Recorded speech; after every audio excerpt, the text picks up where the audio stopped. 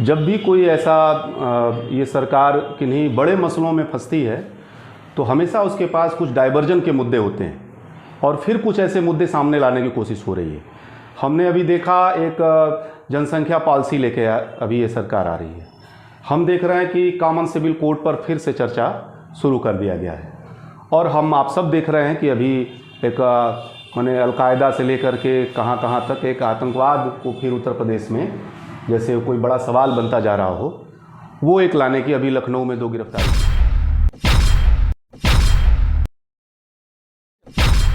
नमस्कार, आप देख रहे चलते फिरते। सबसे पहले आप इस वीडियो को लाइक कीजिए, शेयर कीजिए और सब्सक्राइब कीजिए। उत्तर प्रदेश में मुख्यमंत्री योगी आदित्यनाथ द्वारा जनसंख्या नियंत्रण पर लाए गए कानून, भारत में फिर से सामान्य नागरिक बिल पे होने लगी चर्चा और उत्तर प्रदेश में चुनाव से ठीक पहले आतंकवाद के आ जाने पर कम्युनिस्ट फ्रंट वाराणसी ने एक प्रेस वार्ता का आयोजन किया।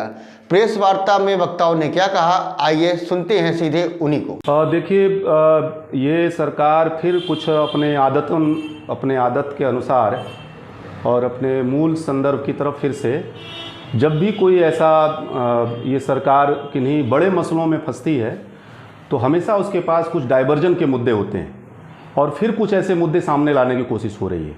हमने अभी देखा एक जनसंख्या पॉलिसी लेके अभी ये सरकार आ रही है।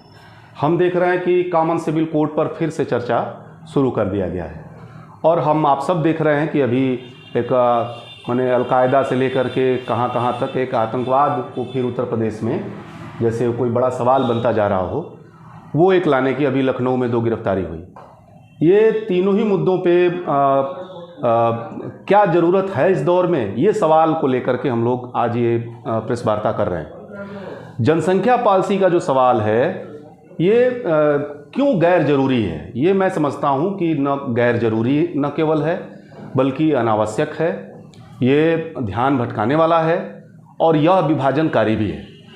जबकि कोई ऐसा जनसंख्या विस्फोट उत्तर प्रदेश में दूर दूर तक नहीं दिख रहा है। आप अगर आंकड़ा निकालेंगे तो उत्तर प्रदेश का प्रजनन दर तेज़ी से नीचे जा रहा है।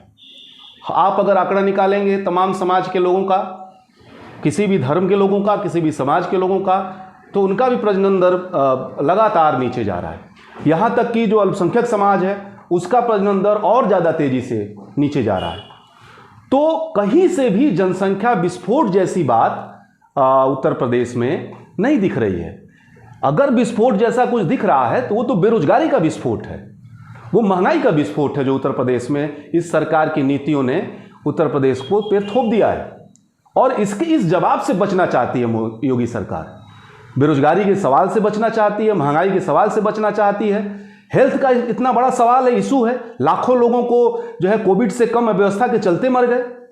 इस सवाल से, इन सारे प्रश्नों से योगी सरकार डाइवर्ट करना चाहती है और इसलिए बेमतलब का एक जनसंख्या पॉलिसी ला करके एक दूसरे डिबेट में ले जाने की कोशिश हो रही है। दूसरा हम देख रहे हैं कॉमन सिविल कोड, अभी फिर इसकी भी चर्चा शुरू हो गई।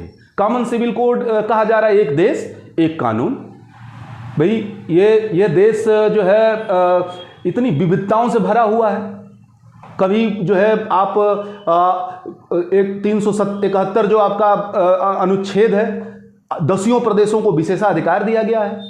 दलित समाज बहुत पिछड़ा हुआ, उसके लिए अलग से आरक्षण की व्यवस्था है। ढेर सारे पर्सनल धार्मिक समाजों के कानून हैं, वो एक अलग से व्यवस्था है।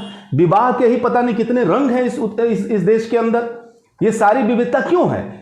ये सारे अलग अलग कानून क्यों हैं? इसलिए कि जाति के आधार पे, धर्म के आधार पे, क्षेत्र के आधार पे, आर्थिक आधार पे इस देश में पर्याप्त मात्रा में असमानता और भिन्नता बनी हुई है और उसको ठीक करने के लिए, उसको सही दिशा में ले जाने के लिए आप कुछ स्पेशल सुविधाएं देते हैं और अगर ये स्पेशल सुविधाएं छीन लेना, कमजोरों को और ज़्यादा कमजोर कर देना होगा। यह सभी तरह के कमजोर तबकों पे, क्षेत्रीय आधार पे हो, धार्मिक आधार पे हो, सामाजिक आधार पे, उन पे अटैक है।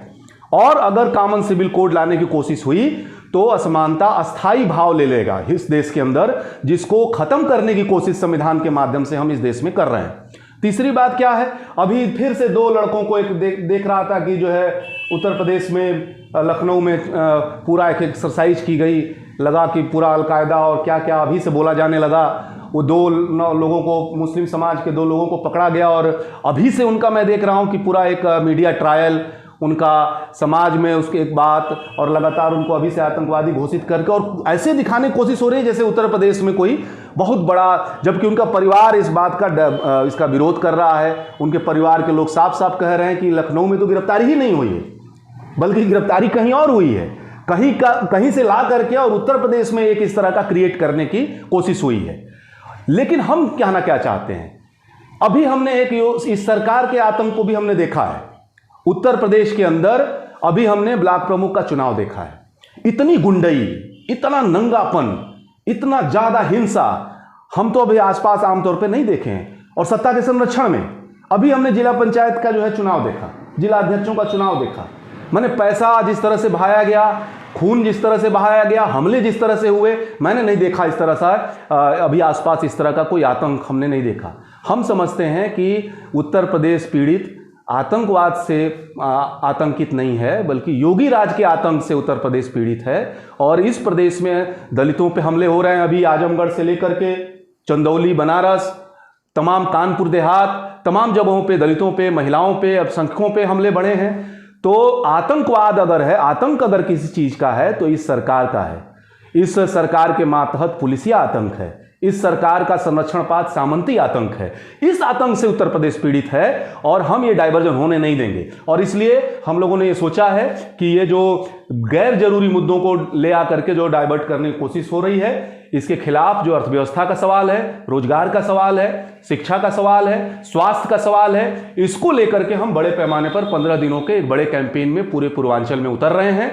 और इसको लेकर के हम आम जनता में जाएंगे, लोगों को इसके लिए तैयार करेंगे और किसी भी हालत में इस सरकार को डाइवर्ट करने नहीं देंगे। आपके कहने के अनुसार जो जनसंख्या कानून आया है उसकी जरूरत इस वक्त नहीं थी देश के अंदर में, उत्तर प्रदेश के अंदर में? बिल्कुल इसकी कोई अभी मतलब नहीं है। और ये एक आधे अधूरे ढंग से, इसकी टाइमिंग देखिए ना, ठीक चुनाव के समय इसकी टाइमिंग देखिए।